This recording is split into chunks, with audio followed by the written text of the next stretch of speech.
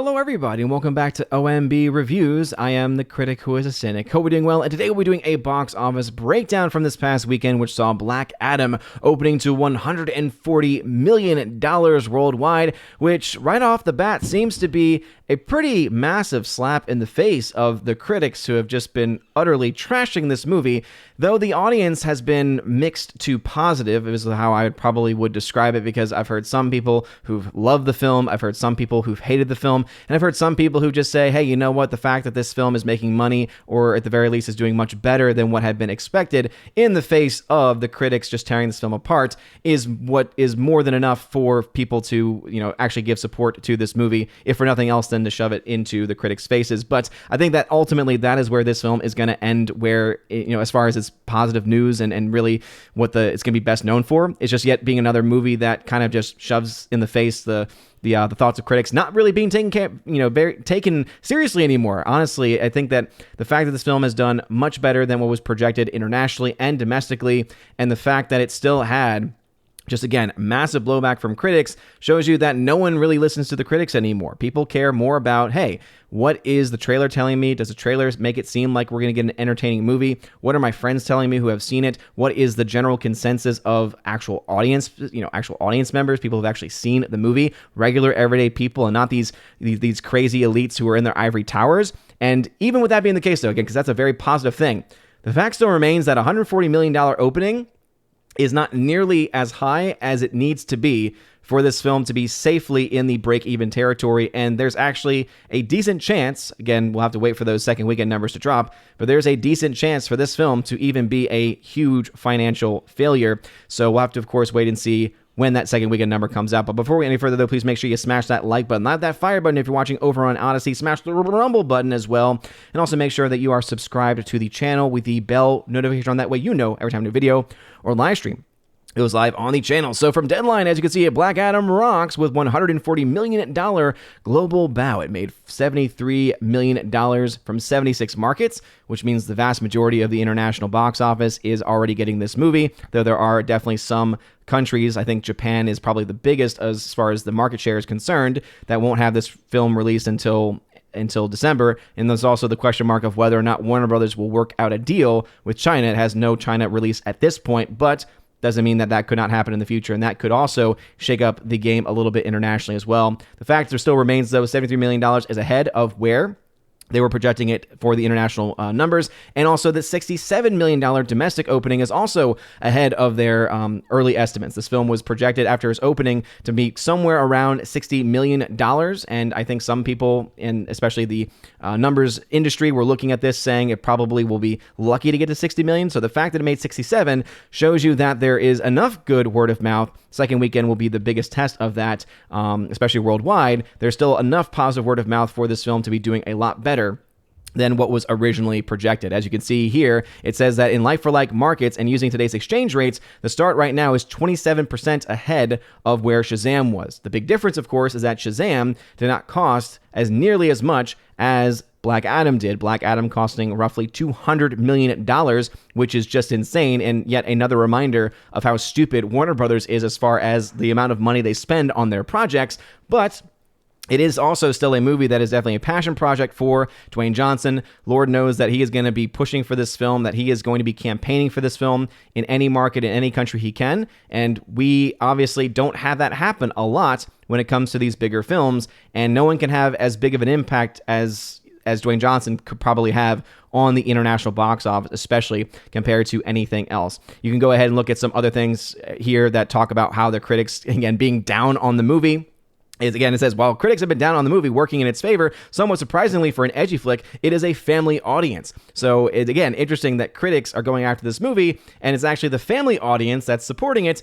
And again, screw the critics, because they are just complete and utter shills at this point.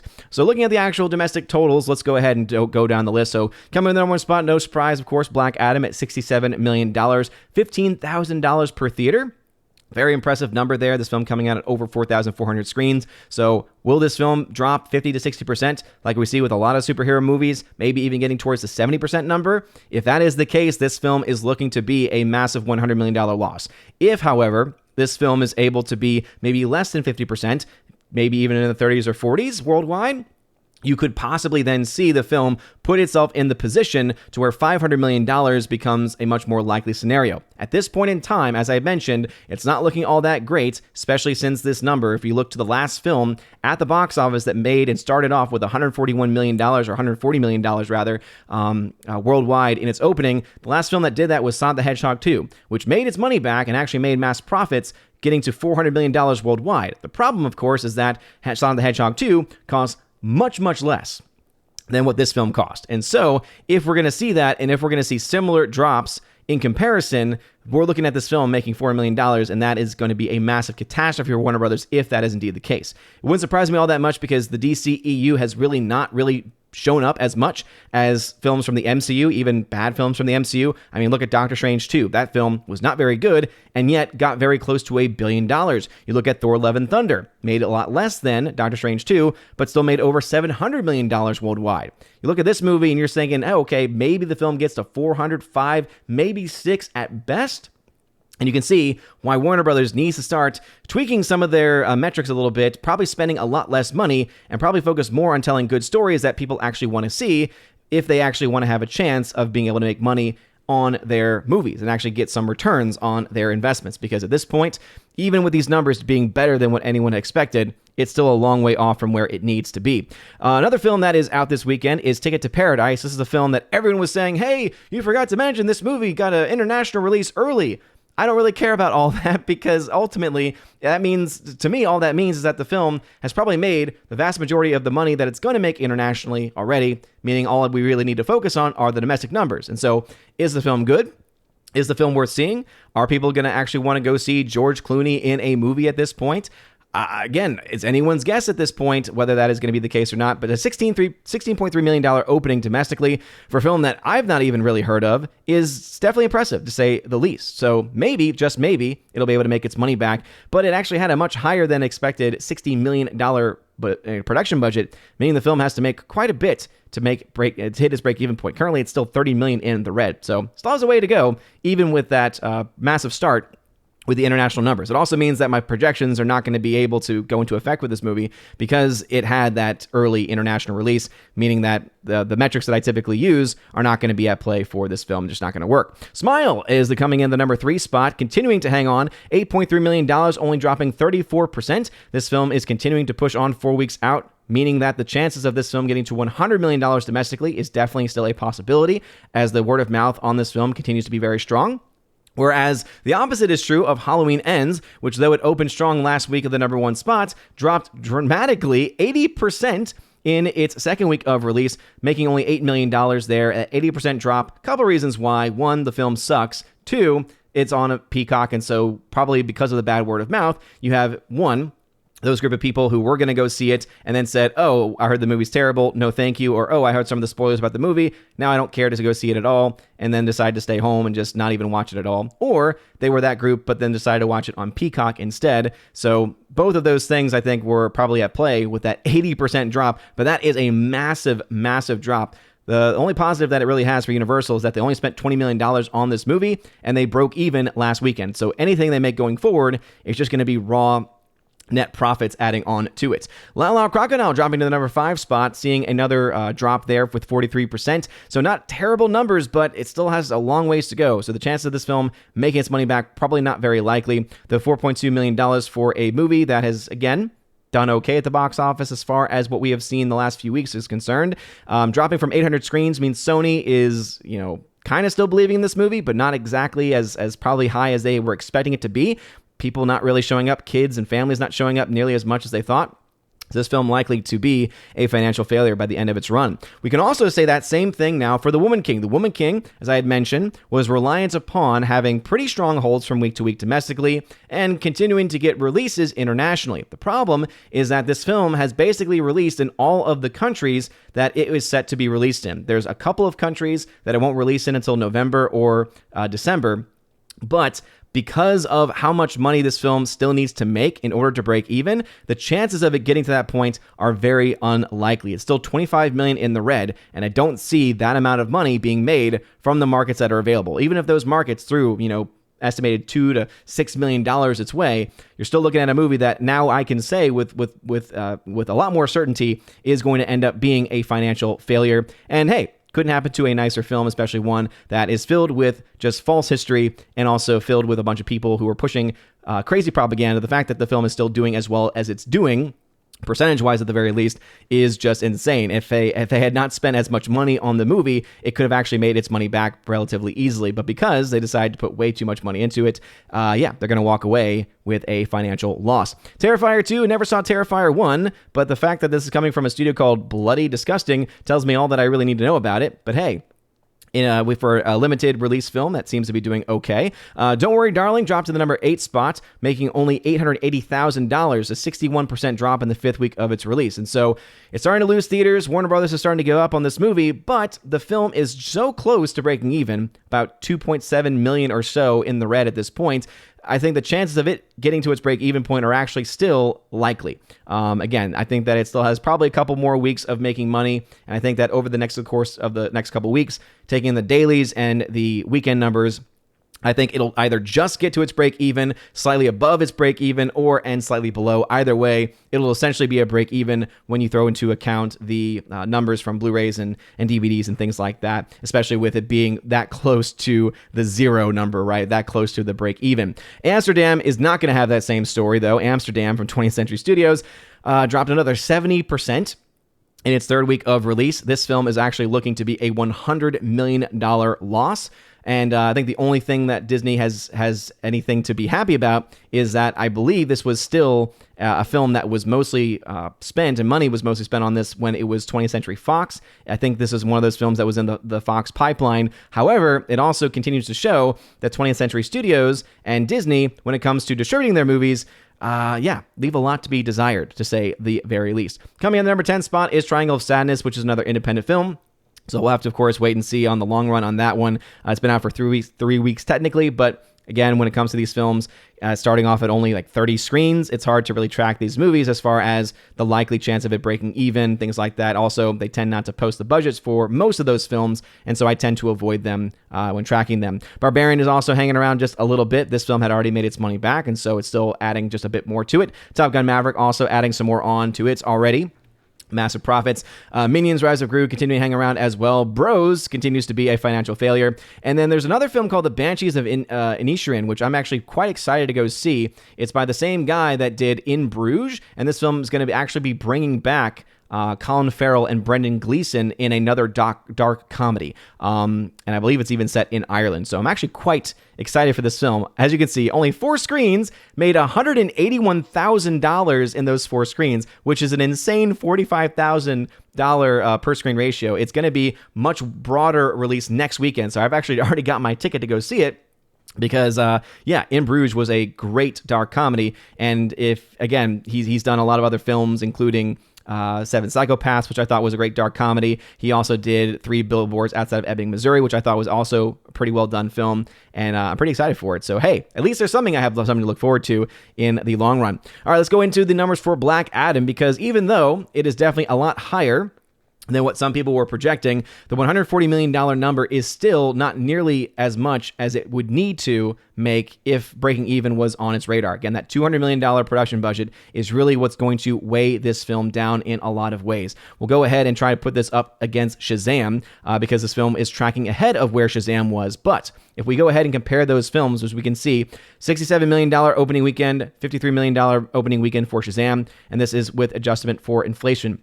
When you adjust the numbers for inflation, though, Shazam ended around $363 million worldwide, whereas the worldwide for Black Adam, if it trends still about 27% ahead in all markets, or at least as far as its overall total is concerned, you're looking at it not being quite enough to make its money back, right? A 27% increase would put this film closer, a lot closer to the $500 million mark for sure, but if it's only just getting to $500 million or just missing out on $500 million, that's still a lot of money that it still needs to make back by the end of it. So it'll be interesting to see where this film falls, especially in its second week of release.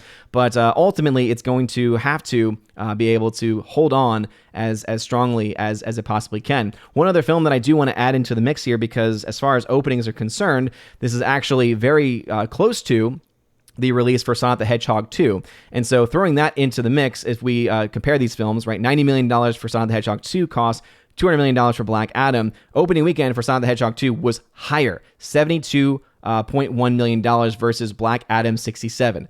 So I think also just having those two films next to each other tells you a lot about the chances of Black Adam getting to the, again, $402 million that was end up made by Sonic the Hedgehog 2, which had a stronger start. If you go ahead and look to the actual weekends, as you can see, the film was able to... Sonic the Hedgehog 2 made or dropped to $29.3 million. And so we saw, again, a pretty big drop off there. Going ahead and pulling up the actual numbers here so we can actually get kind of an understanding of what we expect from this movie as far as Black Adam is concerned. So the Sonic the Hedgehog 2, which again made $140 million in its opening weekend worldwide, 59% drop in its second week of release. This is going to be the key to the making or breaking of what we find in Black Adam. Because even though the international market is going to play a much heavier role in Black Adam's success versus that of Sonic the Hedgehog 2, this is going to be a very key number to look at, because if we start to see the film tracking very similarly to Sonic the Hedgehog 2, especially if the second weekend numbers in my charting, if it looks very close and almost similar and just maybe a few million off from where Sonic the Hedgehog 2 was in its second week of release, that to me is going to spell massive danger.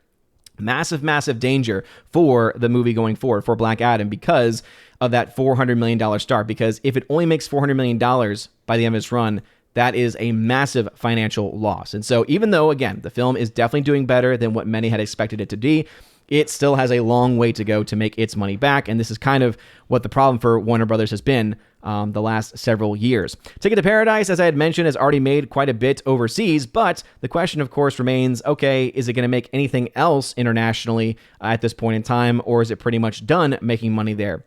We already see that the film came out in most of these countries back in September, and so it seems then to indicate that the vast majority of the money overseas, most of it coming from Australia, Germany, the UK, has probably already been made at this point. And so the fact that this film has a high starting point, at least for its domestic release, the film is still $30 million in the red. This film then still needs to make, $60 million or so more, more altogether to hit its break-even point. It really depends on whether or not the film is good or not, because I don't think George Clooney and Julia Roberts, as far as the names are concerned, are enough to sell a lot of tickets, especially when you're trying to make up a production budget of $60 million, which is definitely a lot higher than I think anyone would expect a film that no one's probably ever heard of to actually cost. This looks to me like a film that should have cost probably closer to $20 to $30 million, but likely because of having these stars in it, costs a lot more, and this is something that I don't understand why studios don't understand. The stars don't sell movie tickets anymore, and they are not really as good of investments as you once thought they were. The big question is, are you making a film that people actually want to go see? And are you making a film that has good and positive word of mouth because it is actually a good film that gives fans and gives audiences what they want? I haven't heard anything about Ticket to Paradise, and so I just don't see how this film makes all that much more money when everything is said and done. Smile continuing, though, to do very well, $84 to $81 million, domestic versus international. Chance of this getting to $200 million worldwide, very, very strong at this point. Halloween Ends, pretty much ending its box office run with an 80% drop. You might see the film get to 90, maybe 100 million by the end of it, but yeah, it's getting a lot less likely of this film making that much more or even cracking $100 million every week that goes by if it has those kinds of drop-offs. It still made its money back because it only cost $20 million, but hey, still a terrible movie to boot. La La Crocodile only at $36.4 million, again, not making much of anything. Kids aren't going to see it, so it seems to me then the word of mouth on this film must not be all that great, and some people who may have even liked the movie apparently didn't like it enough to say, oh yes, you need to take you and your family and all your kids to go see the film. Woman King, as I had mentioned in the previous segment, was talking here about how it's now at $82.8 million worldwide, but it's released in the vast majority of countries that have yet to get this movie. So Australia very well could end up making up for, maybe $4 to $10 million in a best case scenario. Other than that, you have Spain set to come out in November, Italy in December. So because of the fact that it doesn't have that many more countries to come out in, and where it has come out, it has not been all that impressive. I mean, only $508,000, at least that's what's being reported from Mexico, which is a pretty large region as far as box office concerned, $1.4 million from the UK. in its opening weekend and 2.6 total. Yeah, it's, let's just say, not looking that great for this film to make its money back. And I can say that now because of the fact it's just lost out on the money that it was making every single week. And it doesn't have a lot of places left to run. It's looking like this film's going to end up being somewhere north of $15 million of a financial failure. Don't Worry Darling, as I mentioned, though, is still having a chance at $82.8 million, though this film only had an opening weekend that was really worth talking about. It has just dropped off since that time. It has still made just enough money to just get to a break-even point, so we'll have to wait and see if it's going to actually be able to do it. Similar to Nope, where Nope just got over its break-even point. I would not be surprised if Don't Worry Darling did the same by the end of its run, but it's not a guarantee at this point, especially since the studio, as you saw in the charting, is definitely abandoning this movie. Amsterdam, $100 million loss here, pretty much guaranteed. Couldn't happen to you look at this poster and just, to me, it just screams Hollywood elitism. It's, hey, look at all these names of all these people. You should care about who these people are, and these people should be the ones that sell the tickets. And they're clearly not. People are saying, I don't care who's in the movie. All I care about is whether the film is good and whether or not the film is going to actually be worth the money that I'm spending, especially in the midst of a recession and in the midst of inflation. And it turns out most people have said, nope, no thank you. And then you have Barbarian, which is also, again, done pretty well, especially for a horror film with a smaller budget. Looking at the actual tracking, as we like to always talk about here on the channel with tracking, just to give you a better idea about what I was talking about with Sonic the Hedgehog 2. By the second weekend, worldwide, it had made $231 million. So this film ended its run, again, opening up about the same amount of money as where Black Adam 2 has had. And it ended around $402 million. Because of this costing less than $100 million in the actual budget, it was able to make $104 million in net profit. The $200 million of Shazam is really going to be a massive hindrance, or rather of Black Adam, is going to be a massive hindrance for that movie going forward. Again, right now it's at $216 million in the red. That is just how massive the amount of money it needs to make to hit its break-even point. So it's possible, it's got, again, either mixed to positive word of mouth, and so that could be an early indication of the film doing better than what many expect it to do overall. But even if this film sees a similar success level as Sonic 2, you're looking at $400 million cap. If this film does just even a little bit better percentage-wise, you're getting closer to $450 million. This film then has to do a lot better than Sonic 2 and some of the other films to come out around the same amount of money to have a prayer of getting to the $500 million mark. Or the other option, of course, is Warner Brothers makes a deal with China, and then China provides at the very least $50 to $100 million because, again, The Rock is a very popular person as far as international audiences are concerned.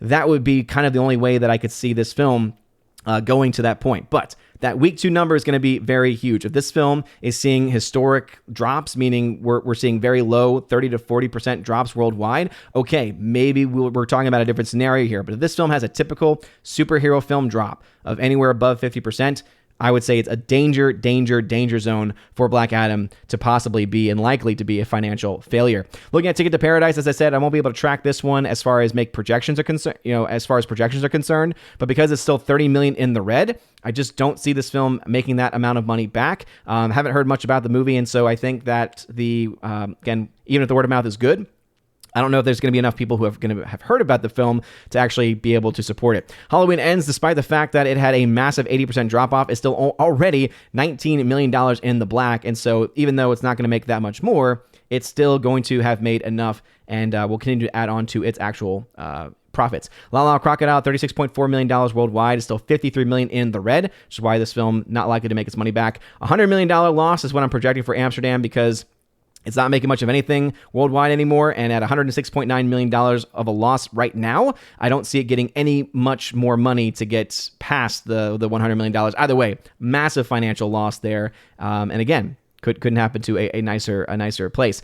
Smile with $166.2 million is at $74 million in the black, so massive profits there, almost more than doubling what it made in the first 2 weeks of its release. So very impressive numbers there. Would not be surprised to see this film get to $200 million by the end of its run. Bros continues to be a flop. Don't Worry Darling, as I mentioned, $2.7 million in the red. I still think it has a chance of making its money back. Not the same case at all for Woman King, because that's still $25 million in the red, and even though it's more than doubled what it made in the first 2 weeks because of a slower rollout internationally, it doesn't have any markets really left with any type of market share to be able to kind of save it. And so even though the propaganda was definitely working on this movie because the audiences were still going to see it, and this was not seeing massive drop-offs from week to week, because they decided to spend way too much money on this movie, that is going to be the Achilles heel of it. And hey, very happy to see that happen and to see the propaganda lose out in the end. And those are the only films that I was able to really update. I think I had updated Pearl as well, but that film had already made its money back opening weekend because of its numbers. But those are what they currently stand at. The big question that I have for y'all this weekend is,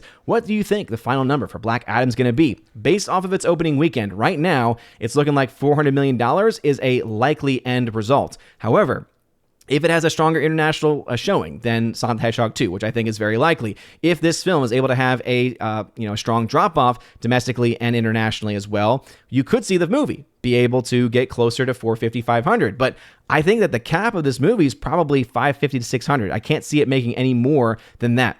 Again, next weekend will be the big tell for that, and whether or not the film is going to be able to make its money back. But what are y'all's thoughts? Let me know in the comment section down below what your thoughts are on this or any other films that I mentioned. If you like this video, smash the like button, live the fire button, Odyssey, and smash the rumble button. You're all amazing and beautiful people. Hope you all have a wonderful rest of your day. And as always, God bless.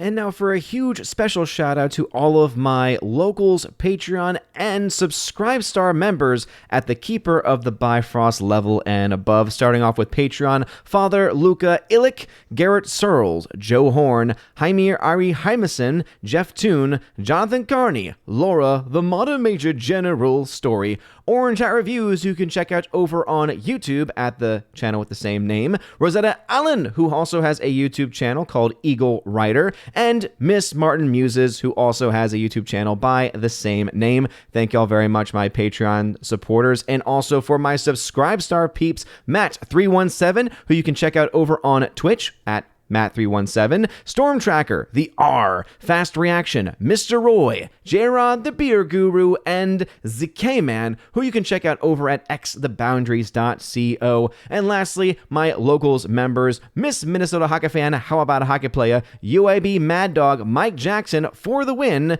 J.H. Schwalbach, and the great lawyer Robert Barnes. Thank you all so very much for your support. If you would like for your name to be shouted out at the end of every live stream and video, please make sure to check out the top link in the video description where you can sign up over on Patreon, Subscribestar, or Locals. You get access to things not only like shoutouts, but also to giveaways of 4Ks and Blu-rays, an exclusive podcast that I do with John the Flick Pick Flickinger every single month, and also the Chosen of Valhalla live stream for my Chosen of Valhalla members, which we do once a month, and it is a lot of fun. So all of this and plenty of more content, check out those links in the link tree in that top comment down below. You guys are all amazing and beautiful people. Hope you all have a wonderful rest of your day. A blessed October to everyone out there. Blessed month of the Blessed Virgin Mary. And as always, God bless.